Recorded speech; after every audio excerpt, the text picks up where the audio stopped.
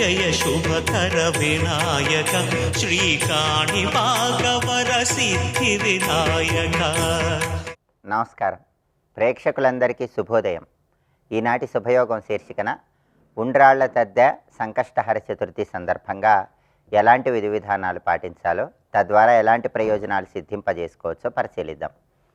భాద్రపద మాసంలో బహుళపక్షంలో వచ్చే తదియ తిథిని ఉండ్రాళ్ల తద్దె పర్వదినంగా జరుపుకోవటం అనాదిగా వస్తున్న సంప్రదాయం. ఉండ్రాళ్ల తద్దె సందర్భంగా ఈరోజు ఉదయం పూట గౌరీదేవిని ప్రత్యేకంగా పూజించాలి.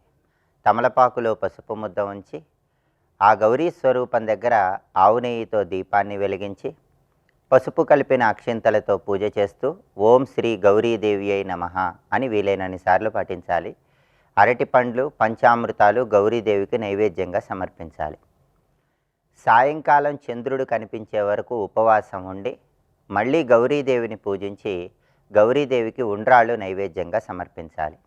ఆ తర్వాత ముత్తైదవులను గృహానికి పిలిచి ఆ ముత్తైదవులకి పసుపు, కుంకుమ, పూలు, పండ్లు, రవిక వస్త్రంతో పాటుగా గౌరీదేవికి నైవేద్యంగా సమర్పించిన ఉండ్రాళ్ళు కూడా తాంబూలంలో ఉంచి తాంబూల వాయనం ఇవ్వాలి. ఉండ్రాళ్ళ తద్దె సందర్భంగా ఉపవాసం ఉండి గౌరీదేవిని పూజించి ముత్తైదవులకి ఉండ్రాళ్ళు వాయనం ఇచ్చినట్లయితే గౌరీదేవి అనుగ్రహం వల్ల వివాహ దాంపత్య సమస్యలన్నీ తొలగింపజేసుకోవచ్చు. 5 సంవత్సరాల తర్వాత ఈ ఉండ్రాళ్ళ తద్దె వ్రతానికి ఉద్యాపన చేసుకోవాలి. ఉద్యాపన సందర్భంగా 10 మంది ముత్తైదువులను పిలిచి ఆ 10 మంది ముత్తైదువులకు కూడా ఒక్కొక్కరికి తాంబూలంలో 10 ఉండ్రాళ్ళు చప్పున ఉంచి చీర, రవిక వస్త్రము ఉంచి తాంబూల వాయనం ఇవ్వాలి. ఇలా ఉండ్రాళ్ల తద్దె వ్రతాన్ని ఆచరించడం ద్వారా మహిళామణులు గౌరీదేవి సంపూర్ణమైన అనుగ్రహానికి పాత్రులై సమస్త శుభాలను సిద్ధింపజేసుకోవచ్చు. అలాగే ఈరోజు రాత్రికి చవితి తిథి ఉంది కాబట్టి సంకష్టహర చతుర్థి అయ్యింది. సంకష్టహర చతుర్థి బుధవారంతో కలిసి వచ్చింది కాబట్టి బుధవారంతో కూడిన సంకష్టహర చతుర్థి సందర్భంగా విద్యా, ఉద్యోగ, వ్యాపార రంగాల్లో విశేషంగా రాణించడానికి మరకత గణపతిని పూజిస్తే ఉత్తమ ఫలితాలు కలుగుతాయి.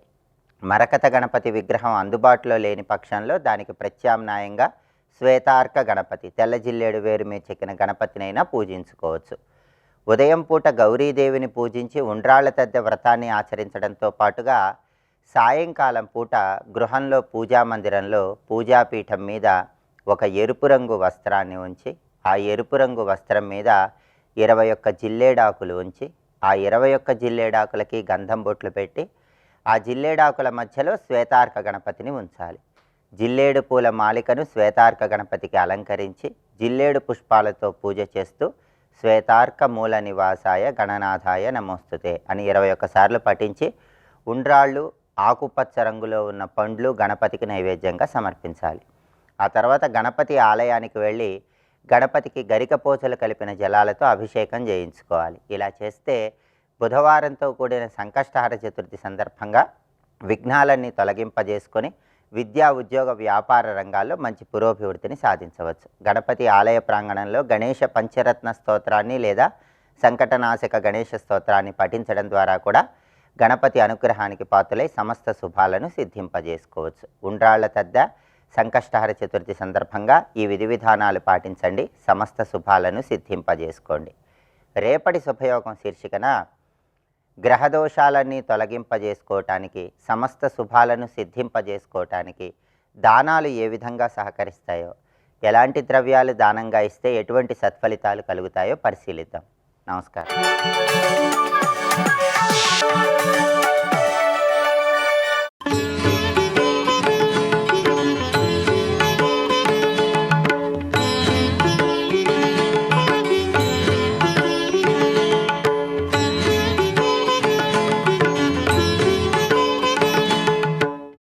తమలపాకు మీద పసుపు ముద్ద పెట్టారు.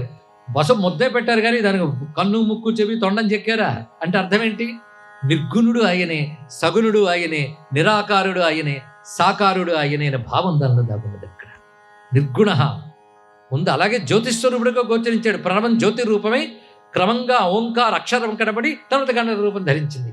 ఈ తత్వం అంతా మనం పసుపు ముద్దలు పెట్టి పూజ చేసుకోవడంలో పెద్దవాళ్ళు పెట్టేశారు. కానీ ముందు ఆయన పూజిస్తున్నాం ఎందుకో తెలిసింది కదా. వేదములు తర్వాత వచ్చే ముందు ఓంకారం వచ్చింది, విశ్వం తర్వాత వచ్చింది, ముందు గణపతి వచ్చాడు. కనుక ముందు ఓంకారం, తర్వాత వేదము, ముందు గణపతి పూజ, తర్వాత దేవతా పూజ. ఇది రహస్యం. ఆదౌ పూజ్యం గణాధిప, ఇందువల్ల వచ్చింది. ఇంకా చెప్తాం. యోగంలోకి రండి. యోగంలో మొదటి చక్రం ఏది? మూలాధారం. త్వం మూలాధారే స్థితోసి నిత్యం, అధర్వశేషం చెప్పింది. మూలాధారములో ఎప్పుడు ఉంటావు నువ్వు అన్నాడు ఇక్కడ. అని మూలాధార క్షేత్రస్థితం. పైన సహస్రారం, కింద మూలాధారం.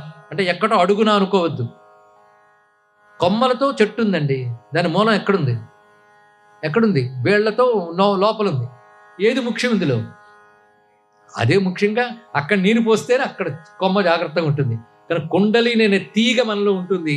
ఆ తీగకు మూలమై ఆధారమై ఉన్న కుండలిని శక్తి స్వరూపుడు అతను గణపతి. గణపతి అంటే అది స్వరూపుడు. తీగ బాగా ఉండాలంటే కుదురు గట్టిగా ఉండాలి. కుదురు లేకపోతే తిన్నగా ఉండదు, అవునా లేదా? కుదురు లేకపోతే తిన్నగా ఉండలేము, అవునా లేదా? కూర్చున్న కుదురు లేకపోతే అటు ఇటు లేచిపోతూ తిరుగుతున్నాడు, కుదురు లేదని అర్థం. నువ్వు కుదురుగా కూర్చుంటే తర్వాత ఎదురుగా దేవుడు ఉంటాడు, తెలుసుకో. కుదురు లేని వాడికి దేవుడు ఎక్కడా?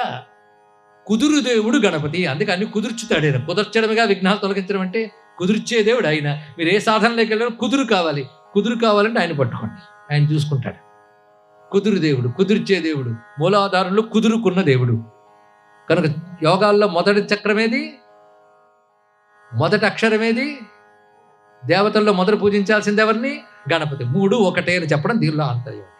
ఇది తీసుకుంటే ఈ శ్లోకం మరింత అర్థమవుతుంది. ఓ మిథ్యాదౌ వేద విదో యం ప్రవదంతి బ్రహ్మాధ్యాయం లోక విధానే ప్రణమంతి. బ్రహ్మాది దేవతలు కూడా లోకాన్ని నడిపేటప్పుడు ఈయనకే నమస్కారం చేసుకుంటారు. లేకపోతే మా పని సరిగ్గా జరిగేటట్టు చెయ్యవయ్యా అని సృష్టిస్తుల ఏకారకులు అడుగుతారు, ఇంద్రాది దేవతలు అడుగుతారు. అందుకే విఘ్నేశ విధి మార్తాండ చంద్ర ఇంద్ర ఉపేంద్ర వందిత ప్రసిద్ధి చెందిన శ్లోకం. విధి మీకు తెలిసిందే, బ్రహ్మదేవుడు. మార్తాండ సూర్యుడు. చంద్ర ఇంద్ర ఉపేంద్ర. విధి మార్తాండ చంద్ర ఇంద్ర ఉపేంద్ర. ఉపేంద్ర అంటే నారాయణుడు. ఇప్పుడు అందరి చేత వందిత. నమో గణపతే తుభ్యం బ్రహ్మణాం బ్రహ్మణస్పతే. గణపతికి వేదములు గణపతి అనే పేరు ఒకటి, బ్రహ్మణస్పతి అని మరొక పేరుంది. అది గణపతి పేరే. బ్రహ్మణములు. బ్రహ్మణములు అంటే వేద కర్మలు. బ్రహ్మం అనగా వేదం అని అర్థం. ఒక అర్థం వేదానికి, బ్రహ్మశబ్దానికి ఉన్న అర్థాల్లో ఒకటి వేదం. వేదమంత్రములకు ప్రభువైన వాడు, వేదము చెప్పిన కర్మలకు ప్రభువైన వాడు. అందుకు రెండిటికి ప్రభు కనుక బ్రహ్మణస్పతి అన్నారు ఇక్కడ. అందుకే బ్రహ్మణాం బ్రహ్మణస్పతి అంటే వేదముల్లో వేద కర్మలకి బ్రహ్మణస్పతిగా ఉన్నవాడవే నీకు నమస్కారము అంటూ విఘ్నేశ విధి మార్తాండ చంద్రేంద్ర ఉపేంద్ర వందిత. ఇలాంటి శ్లోకం మరొకటి ఉంది ప్రసిద్ధిగా. వాగీసాధ్యాహ సుమనసః సర్వార్థానాముపక్రమే యం నత్వా కృతకృత్యాస్యు తం నమామి గజాననం. వాగీసాధ్యాహ అంటే వాగీశ్వరుడు అంటే బ్రహ్మదేవుడు. బ్రహ్మదేవుడు మొదలైన వారు వాగీసాధ్య సుమనసః. సుమనస్సులు అంటే దేవతలు. వాగీసాది దేవతలు సుమనసః సర్వార్థానాం ఉపక్రమే. ఏ పని చేయడానికి ప్రారంభించినా యం నత్వా కృతకృత్యాస్యు. ఆది కుండలిలో మూలాధారం ఆది గణపతి. మూలమై ఆధారమై ఉన్నవాడు మూలాధార స్వరూపుడైన గణపతి. సర్వం శ్రీ మహాగణపతి చరణారవిందార్పణమస్తు.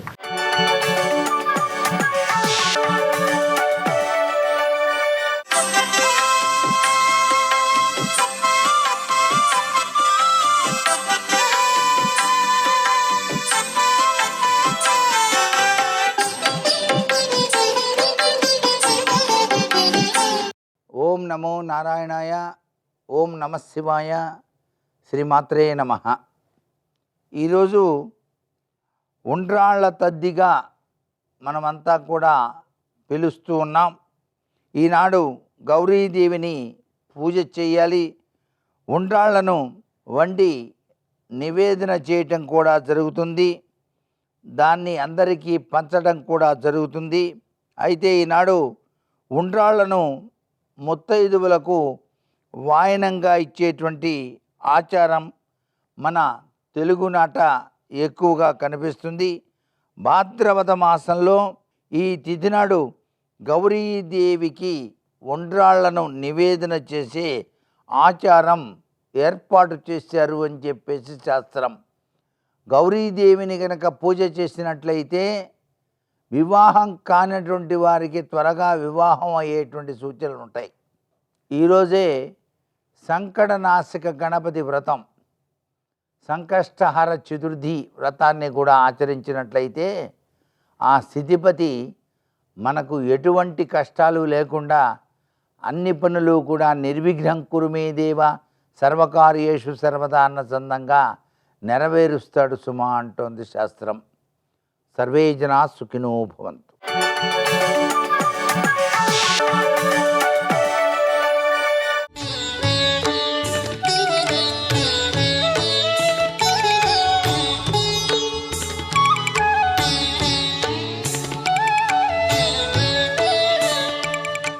ఈశ్వరుణ్ణి కట్టడానికి, ఈశ్వరుణ్ణి పట్టడానికి, ఈశ్వరుణ్ణి తెలుసుకోవడానికి ఈశ్వరుడే సాధన అవుతాడు.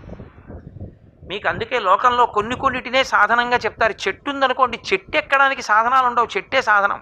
నేను ఇచ్చిన తెచ్చుకున్నానండి అనడానికి కుదరదు. అడవిలో వెళ్ళేటప్పుడు నిచ్చినట్టు వెళ్తాయేంటి? చెట్టు ఎక్కడానికి ఎవరు సాధనం? చెట్టే. చెట్టుకే బొడిపు ఉంటుంది, ఆ బొడి పట్టుకుంటాడు. చిన్న కన్నం ఉంటుంది, లేకపోతే ఆ బెరళ్ళ మధ్యలో వేళ్ళు వేసుకుంటాడు, కొమ్మలు అట్టుకుంటాడు. ఆ కొమ్మల మించి అలా కొమ్మ కొమ్మ కొమ్మ పట్టుకుంటూ పైకెక్కుతాడు. చెట్టు ఎక్కడానికి చెట్టు సాధనం. అలా ఈశ్వరుణ్ణి పట్టుకోవడానికి ఈశ్వరుడు సాధన. మీకు లోకంలో అటువంటివి పూజనీయాలు. అందుకే ఏనుగు చూడండి, ఏనుగు మీద ఎక్కడానికి ఏనుగే సాధనం. మీరు గురువాయూరు వెళ్ళి చూస్తే ఏనుగు ఎక్కేవాళ్ళు స్టూల్ తెచ్చుకుని దాని మీద ఎక్కెక్కరు. ఏనుగే కాలు చాపుతుంది వాళ్ళు రాగానే. ఒక్కసారి దాని చెవి పట్టుకుని ఆ కాలెత్తి దాని కాలి ఆ మడమలో ఆ సంధి భాగంలో వేసి ఒక్క దూకు దూకి పైకెక్కి ఎగిరి ఆ కుంభస్థలం మీద కూర్చుంటాడు. ఏనుగు ఎక్కడానికి ఏనుగు కాలు సాధనం, ఏనుగుని పట్టడానికి ఏనుగే సాధనం. ఏనుగుని కట్టడానికి నిజానికి ఎవడి శక్తి చాలదు. ఏనుగు తానే లొంగుతుంది, కాలు ఇలా పెట్టి ఆ గొలుసు తన తొండంతో తీసి మావటికి ఇస్తుంది. ఇస్తే దాని కాలుకు చుట్టేస్తాడు. ఏనుగుని పట్టడానికి సాధనాన్ని ఏనుగే అందించినట్టు, ఏనుగుని ఎక్కడానికి ఏనుగే తన కాలిచ్చినట్టు, పరమేశ్వరుణ్ణి తెలుసుకోవడానికి పరమేశ్వరుడే తన పాదం చాపుతాడు భక్తితో కూడిన క్రియ వలన. చెట్టెక్కడానికి చెట్టు సాధనమైనట్టు ఈశ్వరుణ్ణి తెలుసుకోవడానికి ఈశ్వరుడే సాధనమవుతాడు. ఇన్నిటికీ తార్కాణం ఆ మర్రి చెట్టు. అందుకే ఆ మర్రి చెట్టుని చూస్తే ఓ నమస్కారం. అంత గొప్ప మర్రి చెట్టు ఒక గొప్ప కుండం పక్కన తనంత తాను పుడితే, అందున దక్షిణ దిక్కుకు పుడితే అదేం దొరకమంటే దొరికే స్థలమా? ఆ స్థల వైభవం ఏమిటో పసిగట్టాలి. అప్పుడు పసిగట్టి దాన్ని రక్షించుకోవాలి, దాన్ని ఈశ్వర విభూతితో నింపుకోవాలి. అందుకని ఎక్కడున్నాడు రా దక్షిణామూర్తి అంటే, చిత్రం వటతరోర్ మూలే వృద్ధా శిష్య గురుర్ యువా. ఇది చిత్రం, ఇది ఆశ్చర్యం. ఎందుకు ఆశ్చర్యపోతున్నారంటే, అదిగో ఆ మర్రి చెట్టు మూల కూర్చున్న దక్షిణామూర్తిని చూడటం ఆశ్చర్యం. ఆ చెట్టు అంత గొప్పది. నేను ఒక మాట అంటే మీరేమనుకోకండి, ఇప్పటిదాకా మీరు ఆ చెట్టును చూసుంటారు. ఇప్పుడు నా ఉపన్యాసం అయిపోయిన తర్వాత ఆ చెట్టు దగ్గరికి ఇంకోసారి వెడదామని మీకు అనిపిస్తోందా, అనిపించట్లేదా? ఏదైనా ఓ ఎండుటాకు దొరికితే రేపు నీళ్లు తల్లి చూద్దామని మీకు అనిపిస్తోందా, అనిపించట్లేదా? దాని ఆకు దొరికితే ఓసారి ఇలా రాసి చూద్దాం, ఎండుటాకి పచ్చాకి తేడా ఏమిటో చూద్దాం. రావి చెట్టు చప్పుడు చేస్తుందన్నారు, మర్రి చెట్టు చప్పుడు చేయదన్నారు. గాలి వేసినప్పుడు ఒకసారి ఇక్కడ అక్కడ చూద్దామని అనిపిస్తోందా లేదా? దానికి ఊడలు తానే దింపుతుందన్నారు, ఆ ఊడలు ఎలా దిగుతున్నాయో చూద్దాం. ఊడలు పట్టుకుని భూమికి తగలకుండా వెళ్ళొచ్చు అన్నారు. భూమికి తగలకుండా పెడితే ఆకాశగమనం అంటారు. ఆకాష్ అన్న మాటకు అర్థం ఏమిటో తెలుసా? ఆ అంటే పరమాత్మ, కాష్ అంటే ప్రకాశించడం. ఊడ భూమికి తగలకుండా వెళ్ళాడంటే భగవంతుని ఎందే ప్రయాణం చేశాడని. దానికి ఆధారం ఆయనే, మర్రి చెట్టే. ఇంకా ఏ చెట్టుకి అలా పట్టుకుని వెళ్ళడానికి ఉండదు, ఒక్క మర్రి చెట్టుకే. అందుకే అది పరమేశ్వర స్వరూపం. అది ఊపి వెళ్ళిపోవడానికి అవకాశం ఇచ్చేస్తుంది. కాబట్టి ఇన్ని చిత్రాలు ఉన్నాయన్నాడు ఆయన.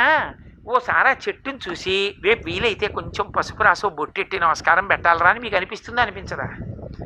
అనిపించింది అంటే అది చిత్రం. అసలు ఆ చెట్టు స్వయంభువు, ఆ చెట్టు పరమేశ్వరుడు. కాబట్టి ఇప్పుడు అటువంటి చెట్టు మొదట్లో కూర్చున్నాడు ఆయన. చిత్రం వటతరోర్మూలే వృద్ధా శిష్య గురుర్ యువా. ఇదో చిత్రం. ఆయన దగ్గర శిష్యులు కూర్చున్నారు. ఆయన గురువుగారు యువకుడుగా ఉన్నాడు, శిష్యులు వృద్ధులు, వయసు అయిపోయిన వాళ్ళు కూర్చున్నారు. వయసు అయిపోయిన వాళ్ళు శిష్యులు, వయసులో ఉన్నవాడు గురువుగారు. వయసులో ఉన్న గురువుగారు మౌనంగా ఉన్నాడు, వృద్ధులైన శిష్యులు మాట్లాడుకుంటున్నారు. సర్వం శ్రీ ఉమామహేశ్వర పరబ్రహ్మార్పణమస్తు. స్వస్తి.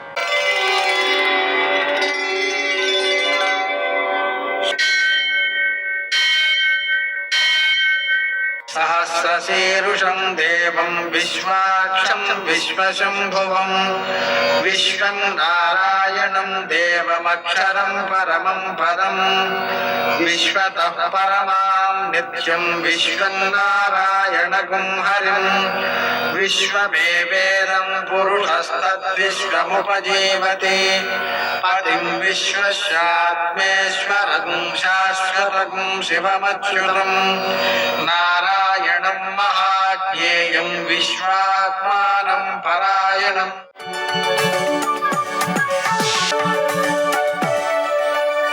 सूर्यशौर्यमथेन्दुरिन्द्रपदवी सन्मङ्गलं मङ्गलम् ఆపదామపహర్తారం దాతారం సర్వసంపదాం లోకాభిరామం శ్రీరామం మోక్షదంతం నమామ్యహం. నేటి కాలమాన విశేషాలను గమనిద్దాం. స్వస్తి శ్రీ చాంద్రమాన విశ్వావసనామ సంవత్సరం దక్షిణాయనం వర్ష ఋతువు భాద్రపద మాసం కృష్ణపక్షం బుధవారం. సూర్యోదయం 6:07 సూర్యాస్తమయం 6:19. తిథి తదియ మధ్యాహ్నం 3:37. నక్షత్రం రేవతి సాయంకాలం 4:02. వర్జం ఉదయం 6:30 వరకు. దుర్ముహూర్తం మధ్యాహ్నం 11:49 నుంచి 12:37 వరకు. అమృతకాలం మధ్యాహ్నం 1:50 నుంచి 3:18 వరకు. రాహుకాలం బుధవారం కాబట్టి మధ్యాహ్నం 12 నుంచి 1:30 వరకు. శుభప్రదమైన సమయం ఉదయం 11 గంటలకి. నేటి విశేషం బుధవారం. బుధవారం సందర్భంగా మనం హయగ్రీవుడిని పూజ చేసుకోవడం, పెసలతో చేసిన పాయసాన్ని నివేదన చేయడం, ప్రసాదం స్వీకరించడం. దీనివల్ల విద్యార్థులలో విద్యా ఆసక్తి పెరుగుతుంది. బాలరామాయణం పారాయణ చేయడం ద్వారా వారిలో సల్లక్షణాలు వృద్ధి చెంది ఉత్తమ పౌరులవుతుంటారు. అలాగనే మనం సంకష్టహర చతుర్థి వ్రతాన్ని ఆచరించడానికి ఈరోజు చాలా మంచిది.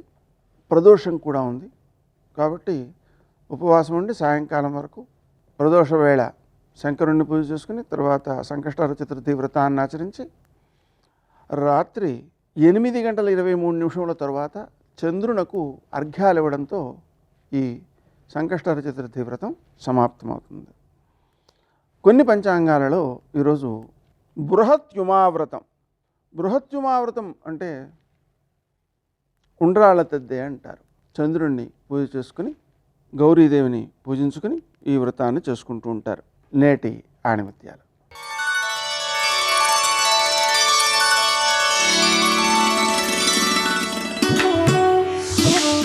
బలం ఉపయోగించి ఎదుటివారి మీద గెలవడం చాలా సులభం, కానీ గుణం ఉపయోగించి ఎదుటివారి మనసును గెలవడం చాలా కష్టం.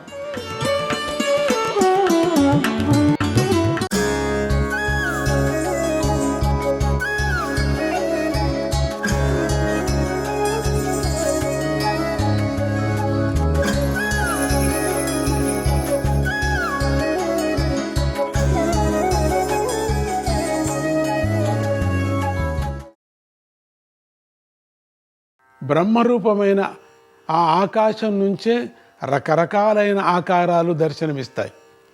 వాటిలో మొదటిది భౌతికాకాశం, రెండవది భౌతిక వాయువు. ఇది బలస్వరూపంగా ఉంటుంది అన్నారు. ఇక్కడ బలస్వరూపంగా ఉంటుంది. ఈ 2 రకాల మార్పులు కలిగినా కూడా ఆ జ్ఞానయోగి తన యొక్క బ్రహ్మస్థితిలో నుంచి చలించకుండానే మరిన్ని విస్తారమైన సృష్టులను చేస్తూ ఉంటాడు. అటువంటి ఆ యోగి సృష్టి చేయటానికి సాధన సామాగ్రి ఏముంది అంటే అతని మనస్సు ఒక్కటే ఉంది. అంటే అటువంటి మహాత్ములు కూడా వాళ్ళందరూ బ్రహ్మలే అని చెప్పేస్తున్నారు ఇక్కడ. అటువంటి యోగ స్థితికి వెళ్ళేటప్పుడు వాళ్ళంతా సృష్టించే శక్తి వాళ్ళకు వచ్చేసింది. వాళ్ళకి ఏది ఆధారం సృష్టించే ఏదైనా ఒక పదార్థం చేయాలంటే ఏదో ఒక ఆధారం ఉండాలా, దానికి ఒక కారణం ఉండాలి. దాన్ని అక్కడి నుంచి పదార్థం ఉంటేనే పేపర్ చేయగలం, లేకపోతే లేదు కదా. అక్షతలు ఉన్నాయి, అక్షతలు చేయాలంటే బియ్యం ఉండాలా, పసుపు ఉండాలా దానికి. ఇప్పుడు గంట ఉందనుకోండి, ఈ గంట మోగాలంటే దానికి ఆ శబ్దాన్ని అలవడించాలా. దానికి ఏదో ఒక పదార్థం, కానీ ఇక్కడ ఏదీ లేదు. ఆ పరబ్రహ్మకు మనస్సే పదార్థం, సంకల్పం. ఆయన సంకల్ప బలం చేతనే ఆ యోగీంద్రుడు విస్తారమైన ఆకాశంలో సంచరిస్తూ వివిధ సృష్టులను చేస్తున్నప్పుడు అతనిని దేవేంద్రుడంటి వారు కూడా గుర్తుపట్టలేరు, అంత శక్తి ఉంటుంది. కానీ ఓంకారానుసంధానం తత్పరులై కర్మబంధ విముక్తులైనటువంటి ఉత్తమ యోగులు మాత్రం అతనిని గుర్తించగలరు. అంటే ఆ బ్రహ్మను. ఓంకారానికి ఇంతటి శక్తి ఉంది. చూసారా, ఇప్పుడు ఓంకార సంగతి చెప్పుకు వెళుతున్నాం. విశుద్ధమైన మనస్సు గల పరబ్రహ్మ సాధకులు ఈ ఓంకారాన్ని గురించి మాత్రమే ఆలోచించాలి. ఈ వేరే మంత్రాలు అక్కర్లేదు, ఇక వేరే మంత్రాలు పనికిరావు. వేరే మంత్రాలంతా ఈ ప్రపంచానికి మాత్రం అంతే. ఏదైనా కోరికలుంటే ఆ మంత్రం ఈ మంత్రం అంతే. ఈ ఆరోగ్యానికి ఆ మంత్రము, ఈ యొక్క ప్రయాణానికి ఈ మంత్రము, ఈ కోరికకి ఈ మంత్రము అని ఉంటాయి. ఇది అక్కర్లేదు. పరబ్రహ్మతత్వాన్ని పొందాలా, మోక్షప్రాప్తికి వెళ్ళిపోవాలా అనే వాళ్లకు ఓంకారమే అత్యద్భుతమైనటువంటి మంత్రం. ఎందుకంటే ఈ ప్రణవానికి నిజమైన అర్థం పరమాత్మే. ఆ పరమాత్మయే సర్వజీవుల్లోనూ అంతర్యామిగా ఉండి వారిని నడిపిస్తూ ఉంటాడు. ఈ ఓంకారం నుంచే అకారాది క్షకారాంతమైన వర్ణాలన్నీ జన్మించాయి. అందుకని ఈ ఓంకారానికి మహానాదము అని పేరు. ఇది సాక్షాత్తుగా పరబ్రహ్మలో నుంచి ఉద్భవించింది. ఇది శాశ్వతమైనది. అందుకని దీన్ని ఆధారంగా తీసుకున్నటువంటి యోగి సూటిగా పరబ్రహ్మలోనే చేరిపోతాడు. ఈ ఓంకారానికి మొదట్లో ఏ రూపము లేకపోయినా క్రమంగా ఇదే పంచభూతాల రూపాన్ని పొంది ఆ రూపాల ద్వారా జీవులలో సంచారం చేస్తూ వారి ఇంద్రియాల చేత ఆయా పనులను చేయిస్తూ ఉంటుంది. ఆ ఓంకారమే పరబ్రహ్మం. ఆ ఓంకారమే అన్ని చోట్ల తిరుగుతున్నది. ఓంకారం అన్నా ఒకటే, పరమాత్ముడు పరబ్రహ్మ రూపము అన్నా ఒకటే. అన్ని జీవుల్లో తిరుగుతూ ఉన్నది.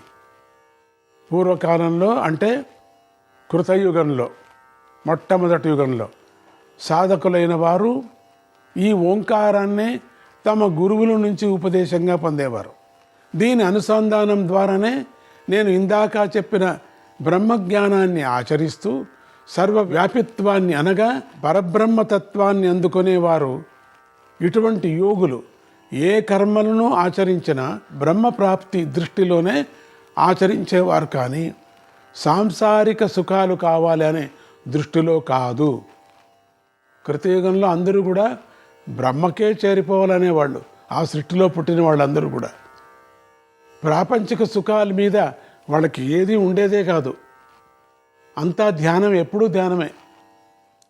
మరి అట్లా పుట్టారు. మరి ఎట్లా పుట్టారంటే బ్రహ్మ నుంచి పుట్టారు. అదే కదా, ఆధారమే లేనటువంటి బ్రహ్మ నుంచే పుట్టారు వాళ్ళంతా. మొదట్లో మనం అనుకున్నామే, ఇత్తు మొదల చెట్టు మొదల అని, గుడ్డు మొదల మరి పిట్ట మొదల అనుకున్నాం కదా మనం. పరమాత్మ నుంచి గుడ్డే మొదలు పుట్టింది, విత్తనమే మొదలు పుట్టింది. ఆ విత్తనానికి గుడ్డుకి మూలము అనేటువంటిది ఆ పరబ్రహ్మతత్వమే. ఆయన అట్లా సృష్టి చేశాడు అంతే. అక్కడి నుంచి పుట్టుకొచ్చాయి అంతేగాని అట్లా సృష్టి చేశాడు. ఈ ప్రపంచంలో మనకు కనపడేదంతా ఆయన సృష్టి. ఇలాంటి పరబ్రహ్మ దృష్టితోనే ఆ యోగులు ప్రాతర్ మధ్యాహ్న సాయంకాలలో విష్ణుమూర్తిని ఆరాధించేవారు. ఇది కూడా వారికి బ్రహ్మయజ్ఞమే. ఇలాంటి వారు సాక్షాత్తుగా బ్రహ్మస్వరూపులుగానే ఉండేవారు. ఎందుకంటే పరబ్రహ్మను గురించి సమగ్రంగా తెలిసిన యోగి స్వయంగా పరబ్రహ్మే అయిపోతాడని సాక్షాత్తుగా వేదమే చెప్పింది కదా. బ్రహ్మవిత్ బ్రహ్మైవ భవతి, బ్రహ్మవిత్ బ్రహ్మైవ భవతి అని. ఈ పరబ్రహ్మ రసాత్మకం. రసం అంటే ఆనందం, రసో వై సహ అని శృతి. యోగీశ్వరుడు తాను కల్పించుకున్న వికారాలన్నీ అనగా రూప విశేషాలన్నీ లయింపజేసుకున్న తర్వాతే ఈ పరమానంద స్థితిలో ఉండిపోగలుగుతాడు.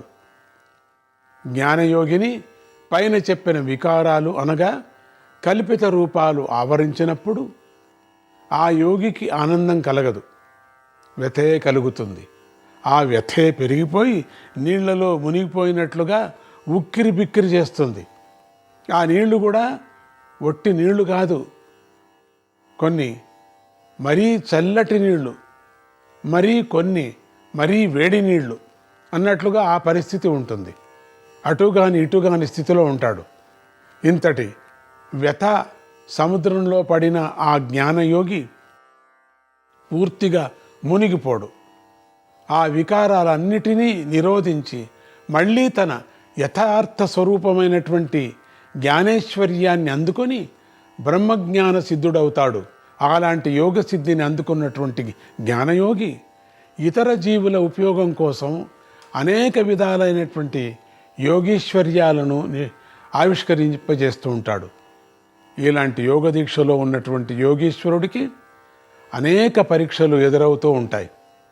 ఒక్కొక్కసారి కొందరు ఘోరాకారులైనటువంటి వ్యక్తులు అతన్ని చుట్టుముట్టి కర్రలతో బాదుతూ ఉంటారు. అట్లా అనిపిస్తూ ఉంటుంది ఆ యోగికి, ధ్యానం చేసేటువంటి యోగికి. ఒక్కొక్కసారి కళ్ళు పీకేస్తూ ఉంటాయి, నాలుక కోసేస్తూ ఉంటారు. ఇవి ఒక రకమైన విఘ్నాలు.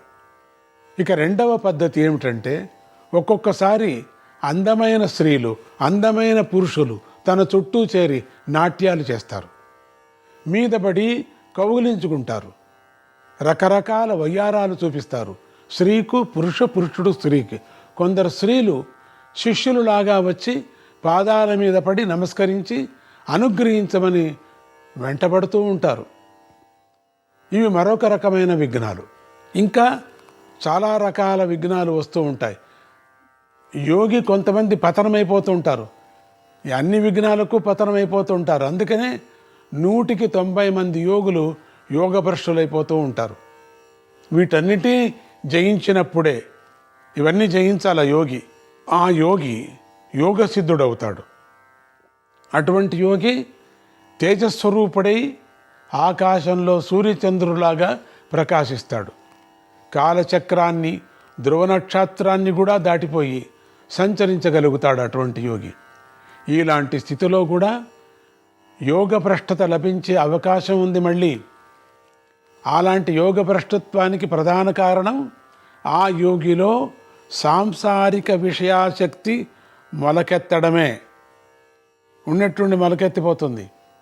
అలా యోగభ్రష్టుడైన యోగి మళ్ళీ సాధన చేయటం ప్రారంభిస్తే మళ్ళీ అతడికి ఇదివరకు చెప్పిన వాటికన్నా ఘోరమైన పరీక్షలు ఎదురవుతాయి. వాటన్నిటినీ జయిస్తే ఆ యోగి మళ్ళీ జ్ఞానయోగ సిద్ధుడవుతాడు. అటువంటి యోగి మానవత్వాన్ని దాటి దివ్యత్వాన్ని పొందుతాడు. అలాంటి యోగి తన దేహాన్ని వదిలిపెడితే విదేహముక్తుడై పరమాత్మలో కలిసిపోతాడు. జనమేజయ, బ్రహ్మ యుగాన్ని గురించి అనగా జ్ఞానయోగి యుగాన్ని గురించి నువ్వు ప్రస్తాపించావు కనుక ముందుగా ఆ జ్ఞాన యోగాన్ని గురించి నేను కొంత వివరించాను. ఇక బ్రహ్మదేవుడు ఆ జ్ఞాన విధానం ద్వారా చేసిన మానసిక సృష్టి విధానాన్ని చెప్పవలసి ఉంది. దీనినే జ్ఞానయోగ యుగ సృష్టి అంటారు. ఇక దాన్ని గురించి సంగ్రహంగా చెప్తాను. పైన చెప్పిన విధంగా జ్ఞానయోగ సిద్ధిని అందుకున్న బ్రహ్మదేవుడు నవ్వుతున్నట్లుగా అలౌకంగా తన మనస్సును సృష్టి ప్రక్రియ మీద లగ్నం చేశాడు. అప్పుడు ఆయన తన నేత్రాల నుంచి అందగత్తలైన అప్సరసలను సృష్టి చేశాడు. అప్సరసలు ఎట్లా పుట్టారంటే బ్రహ్మ నుంచి పుట్టారు. ఇక నాసికాగ్ర నుంచి గంధర్వులను సృష్టి చేశాడు. ఆ తర్వాత అక్కడి నుంచే నృత్యగాన సమర్థులైన కళాకారులను వేల కొలది సృష్టి చేశాడు. వారే తుంబురుడు మొదలైన గంధర్వులు. తన యోగ సిద్ధి ద్వారా వేదరాశికి అధిపతిగా వేదవాణి మాతను సృష్టి చేశాడు. ఆమె రూపు దాల్చిన లక్ష్మీదేవిలాగా పరమ పవిత్రంగా ఉంది. తర్వాత ఆయన కళాకారుల కోసం గంధర్వ శాస్త్రాన్ని సృష్టి చేశాడు. బ్రాహ్మణుల కోసం వేదగాన విధానాలను సృష్టి చేశాడు బ్రాహ్మణుల కోసం. తర్వాత ఆయన తన పాదాల్లో నుంచి నరులను, కిన్నరులను, యక్షులను, పిశాచాలను, నాగులను, రాక్షసులను, ఏనుగులను, సింహాలను, పులులను, వేల కలది మృగజాతులను, తృణజాతులను సృష్టి చేశాడు. ఈ సృష్టిలన్నీ ఆయా జీవుల పూర్వకర్మ వాసనల యొక్క ఫలితాలను అనుగుణంగా వేదోక్తమైనటువంటి పద్ధతిలో ఆలోచించి మరీ సృష్టి చేశాడు. ఆ పూర్వవాసనలకు అనుగుణంగానే చేతి పనివారులకు చేతి పనులను, మనస్సులతో పనిచేసే వారికి మనస్సు పనులను సృష్టి చేశాడు. తర్వాత ఆయన ఈ జీవులకు సుఖం ఎలా కలుగుతుందా అని ఆలోచించి వారి సుఖం కోసం ప్రాణ ప్రక్రియను, అంటే ఉచ్ఛ్వాస నిశ్వాస క్రియలను సృష్టి చేశాడు. మనం ఊపిరాడుతూ ఉండటం, ఇది మనం ప్రాణం, ఇది మొదలు సృష్టి చేశాడు. ఈ బొమ్మను సృష్టి చేసి ముఖ్య ప్రాణాన్ని దాంట్లో పోశాడు, అంటే ఊపిరి ఆడటం. ఆ తర్వాత ఈ ఉచ్ఛ్వాస నిశ్వాసాలను నిగ్రహించడం అనేటువంటి ప్రాణాయామ ప్రక్రియ ద్వారా జ్ఞానేంద్రియాలను నిరోధించే విధానాలను, వాటి ద్వారా పరమేశ్వర సాక్షాత్కారాన్ని అందుకునే పద్ధతులను, వాటి ద్వారా శాశ్వతానంద స్థితిలో ఉండే విధానాలను ఏర్పాటు చేశాడు. ఆయన తన హృదయం నుంచి గోవులను, బాహువుల నుంచి పక్షులను సృష్టి చేశాడు. ఆ తర్వాత ఆయన తన స్వరూపాన్ని అనగా సంకల్పాన్ని అనేక రకాలుగా మార్చుకొని ఒక్కొక్క రూపంలో నుంచి ఒక్కొక్క ప్రాణిని సృష్టి చేశాడు.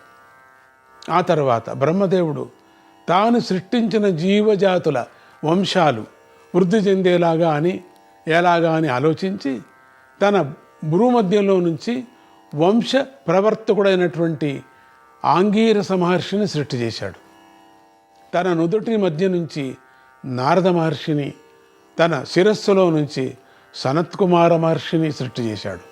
తర్వాత ఆయన సోముణ్ణి సృష్టి చేసి అతడికి రాత్రికి బ్రాహ్మణులకు అధిపతిగా చేయటమే కాక తనకు యువరాజుగా పట్టాభిషేకం కూడా చేశాడు. ఆ చంద్రుడు జాజ్వల్యమానంగా ప్రకాశిస్తూ ఇతర గ్రహాలతో కలిసి ఆకాశంలో సంచరించడం ప్రారంభించాడు. తర్వాత బ్రహ్మదేవుడు తన ఇతర అవయవాల్లో నుంచి కదలని వృక్షజాతులను, కదిలే జంతుజాతులను కూడా సృష్టి చేశాడు. చరా అచర సృష్టి అందచేశాడు.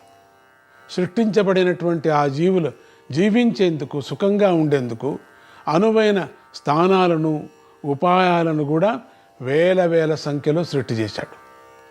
జనమేజయ, బ్రహ్మదేవుడు చేసిన ఈ సృష్టి ప్రక్రియే ఒక యజ్ఞం. యజ్ఞం అంటే నిష్కామ కర్మ. ఇదే బ్రహ్మయజ్ఞం, ఇదే జ్ఞానయజ్ఞం, ఇదే జ్ఞానయోగం, ఇదే సాంఖ్యాయోగం. దీనిలోనే సృష్టి ధర్మము. శరీరాలు, శరీరధారులైనటువంటి జీవులు, వారి ఏకత్వం, భిన్నత్వం, జననము, మరణము, కాలము, విజ్ఞానము, ఆత్మానుభవము అన్నీ ఇమిడి ఉన్నాయి. జనమేజయుడు ఇది విని సంతోషించి, వైశంపాయన మహర్షి, మీరు జ్ఞానయోగ యుగ సృష్టిని గురించి చక్కగా చెప్పారు. నారాయణ నారాయణ, హరే కృష్ణ.